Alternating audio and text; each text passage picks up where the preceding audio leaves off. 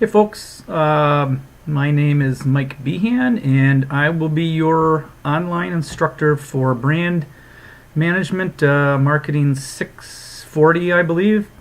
This is my second attempt at an introductory video, so hopefully this will go better and get posted. I will send several other little vignettes out this week regarding week one information, and also one for the audit as well. But I did want to introduce myself a little bit and just give you a general overview of the class, and really more importantly the study of brand management.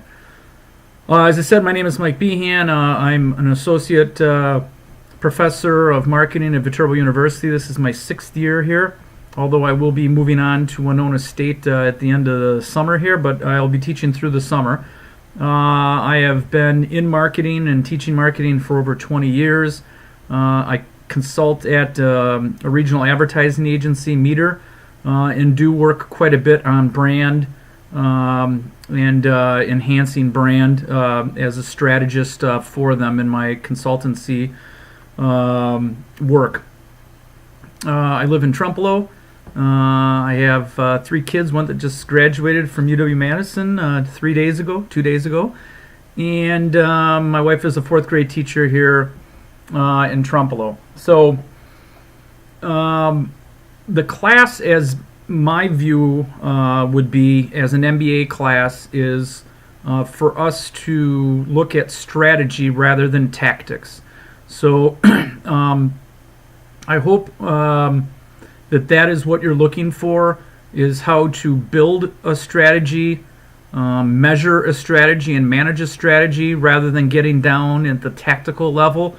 Those change often, they change quickly, and they're dependent upon many factors. So we're not going to work on how to come up with the perfect logo for a brand in this class. That would be something that perhaps a graphics students would do at the undergraduate level, or a marketing student might even do at the undergraduate level. So that's not the purpose of this course. The purpose of this course is to understand a brand and how to measure a brand, what makes up a brand, and then how to enhance it, how to defend it, or even how to create it at a strategic level.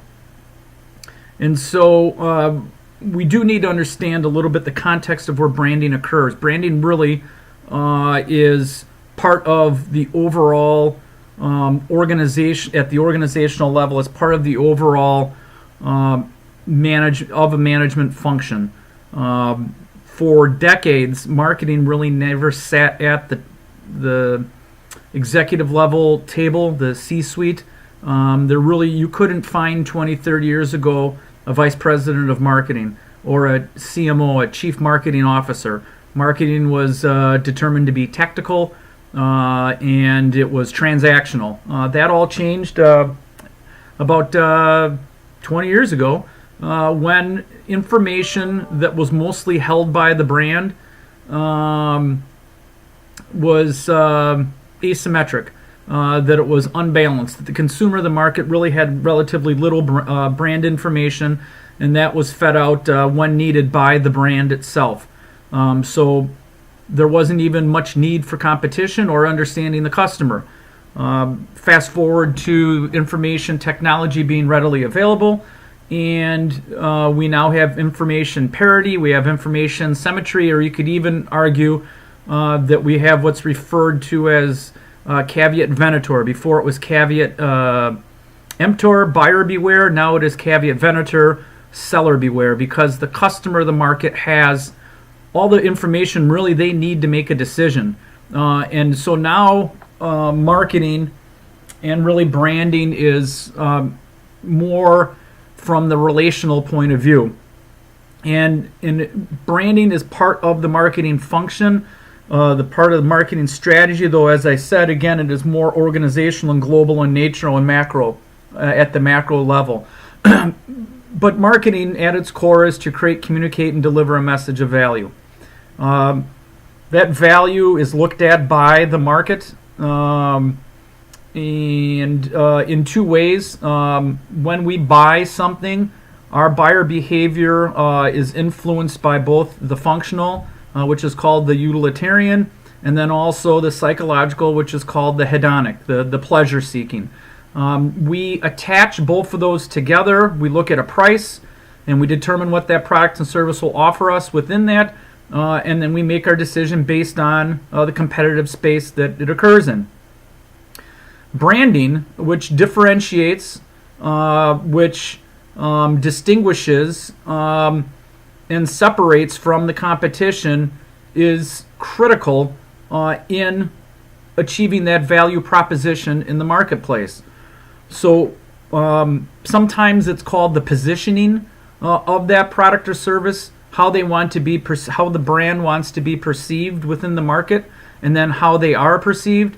There's often a mismatch or a disconnect, and so this importance of understanding the brand 24/7 through what we now call dashboards, we can see how the market is responding to actions, to strategic actions through tactics at the branding level, and allows us to adjust. And so we're just again giving, or I'm just giving a brief overview of kind of where this branding fits into overall strategy. So we have at the organizational level the mission, vision, and values of the company. That should be part of the position, part of the brand essence that's being developed at the strategic level. And we should understand that a brand is, well, another way to say it, one of the seminal authors in marketing and marketing strategy is Philip Kotler. He said branding, great branding is not the branding. It is developing the brand. And part of that is the branding, which we might think of often when we hear that, like the logo and the color and the tagline and things of that nature that help us automatically distinguish it and differentiate it from the competition in the marketplace. But that is only one small part of what branding strategy is. And so this branding strategy really has to take into account how does the firm, the organization, want to create, communicate, and deliver their message of value relative to their mission, vision, and values. Because if there is not alignment there, you're going to be off and the market is going to be confused and resources will not be allocated properly.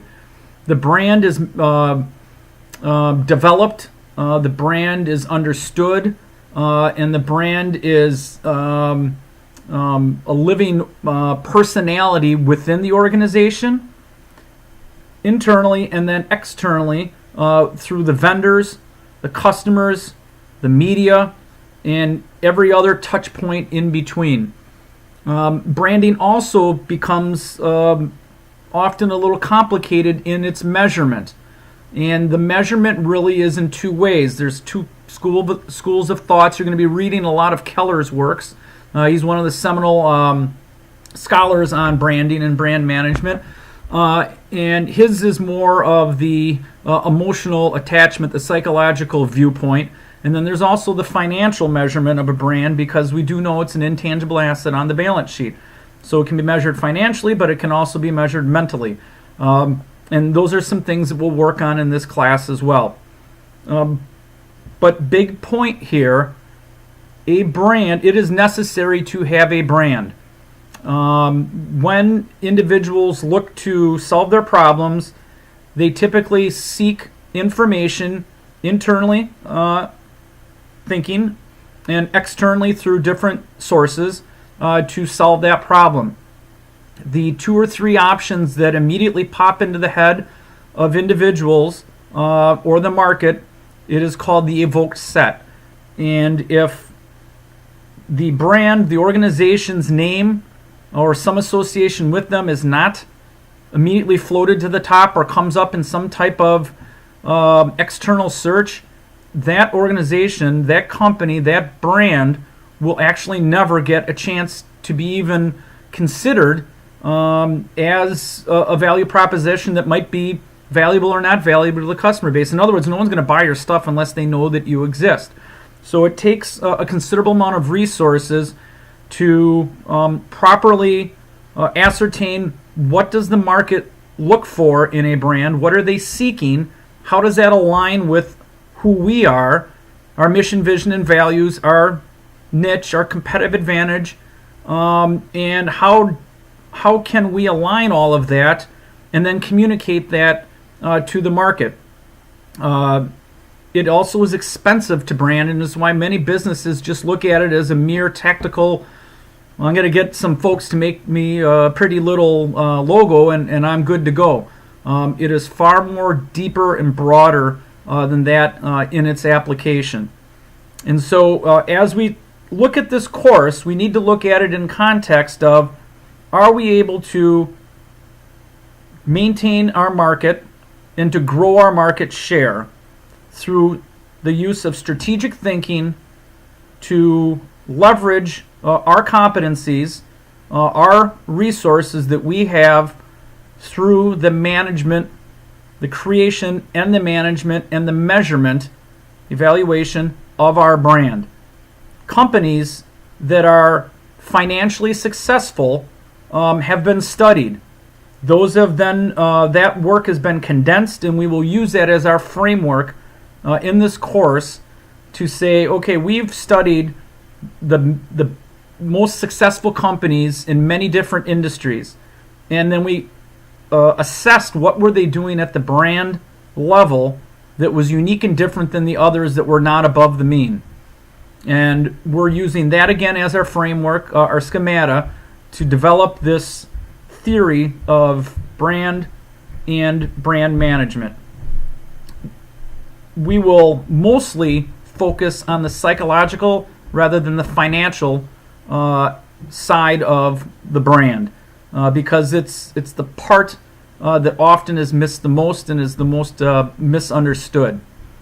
And so as again we continue, I will spend about 10 minutes, I'm at 12 right now, about 10 minutes or so each week and a couple other times a week to give a bit of a framework for you to think about when you're engaging in the cases and the readings and the discussions.